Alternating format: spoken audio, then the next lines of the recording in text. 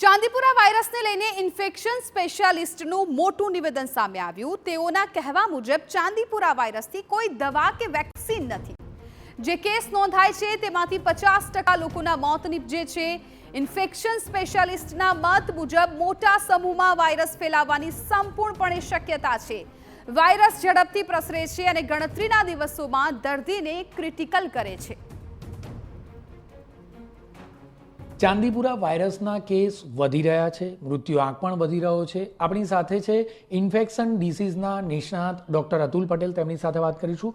અતુલભાઈ, ખાસ તો આ જે બીમારી છે કયા પ્રકારે થતી હોય છે, શેના દ્વારા થાય છે? આ બીમારી છે એ એક પ્રકારનો જે વાયરસ છે એ વાયરસજન્ય રોગ છે અને આ રોગ ફેલાવાનું મુખ્ય કારણ જે આપણે એક સેન્ટ ફ્લાય નામની માખી કે જે વેક્ટર છે એના કરડવાથી બાળકોની અંદર પ્રસરતો હોય છે। આ સેન્ટ ફ્લાય ઉપરાંત એક બીજો એક પોટેન્શિયલ વેક્ટર છે કે જેનાથી આપણે બહુ જ પરિચિત છીએ, એ એડિસ ઇજિપ્સી નામનો મચ્છર કે જે ડેન્ગ્યુ અને ચિકનગુનિયાને ફેલાવે છે, એ પણ એક પોટેન્શિયલ વેક્ટર આ વાયરસ માટે થઈ શકે। એટલે આપણે આ રોગથી બચવા માટે જે સેન્ટ ફ્લાય આપણને કરડે અથવા તો મચ્છર કરડે એના માટેના જે આપણે સામાન્ય જે પગલાં લઈએ છીએ, જેમ કે આખી બાઈના કપડાઓ છે કે આપણે કોઈ પણ ઇન્સેક્ટ રિપેલન્ટ એટલે જે આપણે પેલું લગાવીએ ચામડી ઉપર કે જેથી કરીને આ જે જંતુઓ છે, માખી છે કે મચ્છર છે એને આપણે દૂર ભગાડી શકીએ।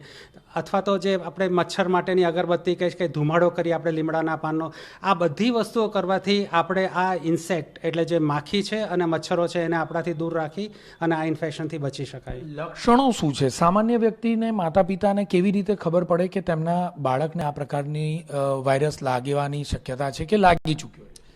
આ જે વાયરસના જે લક્ષણો છે, જે ચાંદીપુરા વાયરસની આપણે વાત કરીએ તો આ જે માખી કરડવા પછી એકદમ ઝડપથી જે કોઈ વ્યક્તિ જે બાળકને કરડ્યું છે એના શરીરમાં પ્રવેશી અને હાઈગ્રેડ ફીવર એટલે કે જે તાવ છે એ ખૂબ જ ઊંચી માત્રામાં તાવ પણ લાવી શકે।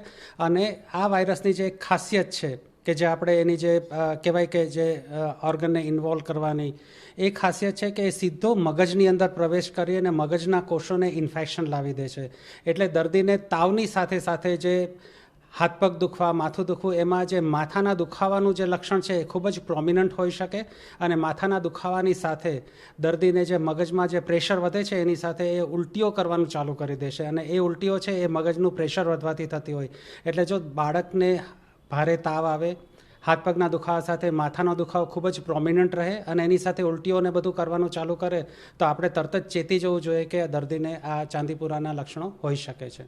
ચાંદીપુરા ગંભીર કેટલો છે? મહામારીનું સ્વરૂપ લઈ શકે તેમ છે? એક માસમાં બહુ વધુ પડતા લોકોને તે અસર કરી શકે ખરું? આ જે ચાંદીપુરા વાયરસ છે એ ગંભીર એટલા માટે છે કેમ કે આપણી પાસે આ વાયરસને સારવાર કરવા માટેની જે આપણે એન્ટીવાયરલ ડ્રગ્સ કહીએ કે વાયરસને મારી શકવા માટેની જે દવાઓ છે એવી કોઈ આપણી પાસે અત્યારે દવાઓ નથી। એટલે કોઈ પણ વ્યક્તિને આ ઇન્ફેક્શન થાય તો એ એન્ડલેસલી એટલે દર્દીના શરીરમાં એ ફટાફટ પ્રોગ્રેસ થઈ અને ઓર્ગન્સ એટલે આપણું જે મગજ છે એને નુકસાન કરી અને દર્દીનું મૃત્યુ કરી શકે। આ વાયરસનો જે મૃત્યુનો દર જે અત્યાર સુધી જે આપણી પાસે જે માહિતી છે એમાં 50%થી પણ વધારે છે। એટલે આપણે આને આ બીમારીને ખૂબ જ ગંભીરતાથી લેવી જોઈએ કેમ કે જો બાળકને થશે તો આપણી પાસે એની સારવાર કરવા માટે કોઈ એન્ટીવાયરલ દવાઓ નથી અને મૃત્યુનો દર ખૂબ જ વધારે છે। તમારો જે બીજો પ્રશ્ન હતો કે એ મહામારીનું રૂપ લઈ શકે કે નહીં, અત્યારે આપણે ગુજરાતના જે આપણે આંકડા લઈએ તો ઘણા બધા જિલ્લાઓની અંદર આ વાયરસ ફેલાયેલો છે। સામાન્ય રીતે આ વાયરસ તમે જો શરૂઆતના વર્ષોમાં તમે જુઓ તો એ ખાલી ગામડાઓમાં અને જે લોકોના કાચા મકાનો હતા એ બધા ઘરની અંદર કે જ્યાં માખી છુપાઈને રહેતી હતી ને એ પછી કરડતી હતી તો એવા લોકોને જ થતો હતો। પણ અત્યારે તમે જો ગુજરાતના આંકડા જોશો તો શહેરોની અંદર પણ આ વાયરસના કેસીસ આપણને જોવા મળ્યા છે, તો એ એક ચિંતાજનક છે। એટલે આપણે મહામારી તો નહીં કહીએ પણ સારી રીતે એનો ઉપદ્રવ છે ગુજરાતની અંદર ફેલાયેલો છે। આ જે વાયરસ છે તેને ડામવા માટે કોઈ વેક્સિન કે કોઈ દવા શોધાઈ છે ખરી? અને ખાસ તો વિશ્વમાં આ પ્રકારનું કોઈ રિસર્ચ થઈ રહ્યું છે ખરું? આ રોગને કંટ્રોલ કરવા માટેની કોઈ દવા કે એવી શોધાઈ નથી, પણ આપણે જે રીપર્પઝ જે આપણે કોરોનામાં આપણને ઘણું બધું શીખવા મળ્યું હતું કે કંઈ બીજા કોઈ રોગની દવા છે તો આપણે કોરોનામાં ટ્રાય કરી અને જોતા હતા કે વાયરસને કંટ્રોલ થાય છે કે નહીં. તો આવી જે રીપર્પઝ મેડિસિન્સ છે 2-3 મેડિસિન્સના થોડા અભ્યાસ થયેલા છે આ ચાંદીપુરા વાયરસની સારવાર માટે. સેન્ડ ફ્લાય થી જે આ ફેલાતી હોય છે, તો સેન્ડ ફ્લાયને મારી નાખવા અથવા તો તેને ડામવા માટે સામાન્ય જે દવાઓ આવે છે તેનો છંટકાવ કરવાથી તે મરી જતી હોય છે, કે કેવી રીતે તેનાથી બચી શકાય?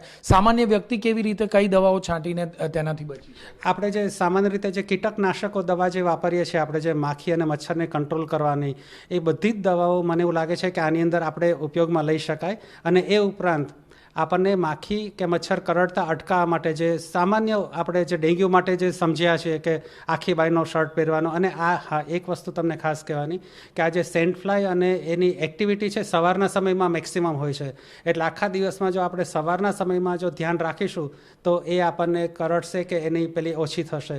એટલે જે ડેન્ગ્યુ માટે જે આપણે પ્રિકોશન્સ લઈએ છીએ મને એવું લાગે છે કે એ જ લેવા જોઈએ, અને કીટકનાશક જે દવાઓનો છંટકાવ જે આપણે કરીશું તો એનાથી પણ આપણને ફાયદો થશે. લીમડાનો ધુમાડો કેટલો અસર કરે? આ બધી વસ્તુ છે એ આપણને એ સારી ઘરગથ્થુ કહેવાય, નજીકમાં અવેલેબલ પણ હોય, સસ્તી પણ કહેવાય, અને એ સારી રીતે આ બધા કીટકોને ત્યાંથી ભગાડી શકે.